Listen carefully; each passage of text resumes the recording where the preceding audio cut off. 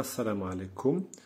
Je vais vous présenter ce jour un exercice de résistance des matériaux, particulièrement sur le cisaillement et la compression.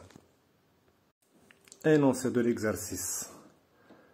Pour poinçonner une tôle d'épaisseur E de résistance à la rupture de cisaillement taux R à l'aide d'un poinçon de diamètre D et de résistance pratique à la compression sigma P. Le poinçon exerce alors un effort F sur la tôle. Ce qui est demandé, c'est d'établir indépendamment de F la relation qui doit exister entre D et E pour que l'opération soit réalisable en sécurité.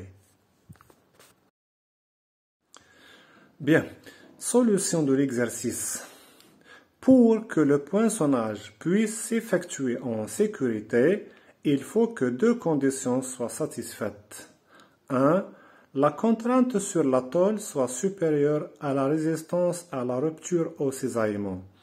Ainsi, F divisé par la section cisaillée doit être supérieur à taux R, ce qui implique F, qui est la force, divisé par P fois D fois E, qui est la section cisaillée et qui représente le contour du cercle fois son épaisseur.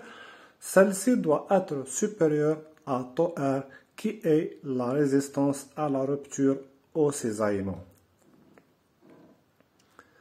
Deuxième condition, la contrainte sur le poinçon soit inférieure à la résistance pratique à la compression. Ainsi, F divisé par la section comprimée doit être inférieur à sigma P, ce qui implique F, qui est la force, divisé par PD au carré sur 4, qui est la section du cercle, devra être inférieur à sigma P, qui est la résistance pratique à la compression. Maintenant, les deux conditions précédentes peuvent se reformuler en deux inégalités. Dans la première est F est supérieur à P fois D fois E fois taux R. La deuxième est 1 sur F est supérieur de 4 divisé par sigma P fois D au carré.